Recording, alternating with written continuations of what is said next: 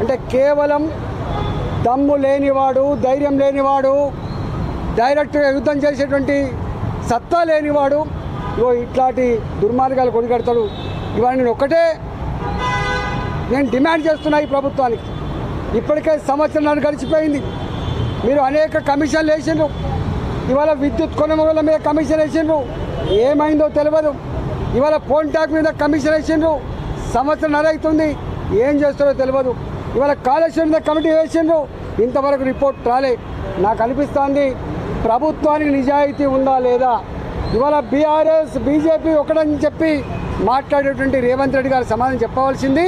ఇవాళ మీరు కనుక బీఆర్ఎస్ కాంగ్రెస్ పార్టీ కనుక లోపాయికారి ఒప్పందం లేకపోతే, లాలుచి పడకపోతే ఎందుకు తూతూ మంత్రంగా, ఎందుకు నత్త నడకన ఈ ఎంక్వైరీ జరుగుతూ ఉన్నాయి, ఎందుకు ఎంక్వైరీ రిపోర్ట్స్ బయట పెడతలేరు, ఎందుకు బాధ్యత మీద చర్య చేపడతలేరు, సమాధానం చెప్పాల్సిన బాధ్యత ఈ రాష్ట్ర ముఖ్యమంత్రి గారు ఉందని చెప్పి హెచ్చరిస్తాను.